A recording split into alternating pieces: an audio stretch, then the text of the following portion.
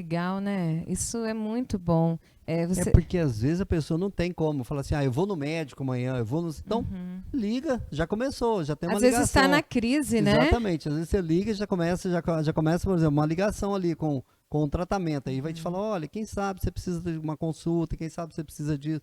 E aí já vai encaminhando. Uma vez eu li algo a respeito de. É uma história, não sei se é um fato real, tá? Então, uma história, eu quero saber, tanto o doutor Natanael, o doutor Dimas, se de repente já passou por isso. E a Aline também. De uma pessoa que tinha pensamento suicida e ele ligou para o psiquiatra dele, falando assim: Olha, eu vou me suicidar agora. Então, eu só estou te avisando que já está tudo pronto.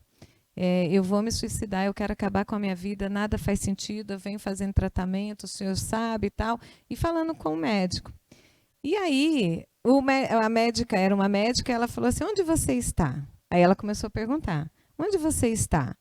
O que, que você já preparou para o suicídio? Conta para mim como que vai ser. E nisso, ela foi mandando mensagem para a família, falando aonde ele estava e que ele estava tentando o suicídio. Já aconteceu com você alguma coisa assim? Nossa, a gente pega alguns casos bem pesados. Eu e a Aline mesmo, nós pegamos mas só que assim, não é que nós ligamos, mas assim, a pessoa mesmo procurou e falou assim, eu quero suicidar. Tem pacientes que falam assim, eu vou suicidar. E aí eu conversando, a Aline conversando, e falou assim, vocês estão conversando isso à toa, eu vou até... Aí eu falei com ele, não, mas vamos tomar um remédio, vamos testar, vamos experimentar, vamos testar 15 dias, depois você volta. Tipo assim, você não precisa ter pressa para suicidar, pode suicidar para frente. Aí ele foi conversando, e falava assim, e no final ele falava assim, olha, vocês estão conversando isso à toa, eu vou me suicidar. Aí nós conseguimos uma internação para ele. Então o que Entendi. acontece? Existe casos de pacientes que tem que internar. Até falando da internação, uma coisa interessante é que no pronto-socorro, geralmente tem muitos pacientes que tentam suicídio, né, por envenenamento, e vai no pronto-socorro. E acaba que faz aquela lavagem estomacal e libera o paciente. Só que a maioria dos pacientes que liberam ali, o que acontece? Ele tem grande chance de tentar de novo, ele tem grande chance de cometer realmente suicídio. Quer dizer, ele tentou e não conseguiu.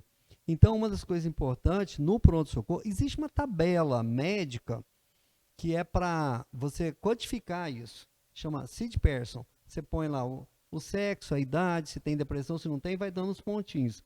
E os pontinhos são até 12. Se ele tiver 10, por exemplo, você tem que internar ele, porque ele está no máximo. Se ele tiver menos, você fala assim, ó. Então, essa tabelinha, ela coloca assim, a idade do paciente, o sexo, se o paciente tem depressão ou não, se o paciente tem apoio familiar, se o paciente tem apoio social, se o paciente tem condições, se ele vai ficar sozinho. Então, tudo isso é levado em consideração para você liberar um paciente. Então, tem casos que é exatamente isso. A gente fala assim, olha, o paciente vai suicidar e eu tenho que fazer alguma coisa agora, né? E é uma das situações em que o sigilo médico e o sigilo, né, psicológico pode ser quebrado quando há esse risco de vida. Então, esse acionar a família está dentro do protocolo. A gente não pode simplesmente ficar com aquilo para a gente. Tá ameaçando, tá planejando, mas aí eu não vou poder falar. Então é onde quebra o sigilo e isso é até explicado. Olha, eu vou precisar de ajuda, a gente vai precisar de mais pessoas para te ajudar, né? Isso é falado, a gente não sabe até que ponto a pessoa vai entender. Mas a gente precisa sim acionar a família em muitos casos. Doutor Natanael, criança. Você já pegou alguma criança que, através dos seus testes, você percebe assim, poxa, essa criança tem um pensamento suicida ou tem algum pensamento que pode levar a uma questão da saúde mental? Infelizmente, sim. Né? É uma coisa que muitas pessoas às vezes pensam que não existe, mas existe. E uma coisa que, às vezes, na criança, principalmente na criança, a gente tem que ter atenção, é que, às vezes, a criança ela pode escolher meios, vamos dizer assim, não letais, mas a intenção vale, a intenção tem que alertar.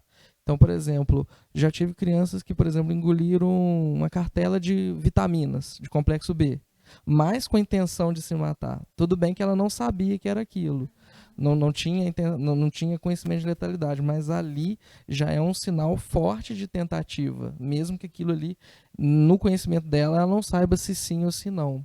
Né? Crianças que às vezes tentam se enforcar, às vezes com cadarço. Então, assim, isso até, infelizmente, recentemente, assim, houve essa queixa. Então, na criança também tem que se ter bastante atenção. Né? A gente tem que ter atenção, principalmente quando a gente tem aquelas famílias que não estão bem estruturadas, lares que são mais complicados. No adolescente eu vejo muito, não sei se o Dr. Dimas tem pego, quando você tem as questões de gênero, por exemplo, aquele adolescente que já está com dificuldade em expressar a sua sexualidade e de repente em oposição à família, isso causa conflito nele. Então, às vezes, a gente tem visto muitos jovens tendo ideias suicidas, às vezes por uma repressão à questão da sexualidade, uso de drogas, ou até mesmo, por exemplo, um jovem que me marcou muito, que ele viu o irmão que suicidou, foi ele que encontrou. Então ele também começou a desenvolver essas ideias. Então, assim, são situações que a gente tem que ter muita atenção e muito cuidado. Se o senhor tem observado essas questões, por exemplo, gênero, essa parte assim também nos jovens. Você me falou, eu lembrei de um caso. Agora, com a história da pandemia, aconteceu o seguinte, tinha um paciente meu que ele foi em consulta por tentativa de suicídio. E conversando com ele, o que aconteceu? Ele foi estudar na UFLA e lá ele, como se diz, revelou-se que era homossexual e tudo, né? E vivia lá na UFLA. Quando foi para a aula online agora, ele teve que voltar para a casa dos pais. E na hora que chegou na casa dos pais, tipo assim, o pai não aceitou aquela ideia, a mãe não, o irmão mais velho também não, foi uma coisa terrível. E ele teve tentativa de suicídio e está lá comigo e a gente está levando essa questão. E eu não tinha como falar, eu não posso voltar para lá, eu tenho que morar aqui agora com meus pais de novo até acabar essa pandemia para eu voltar para Lavras. Então, assim, foi uma coisa muito difícil que aconteceu e esse paciente agora está muito bem, mas assim, a gente tem que acompanhar ele porque houve todo esse problema.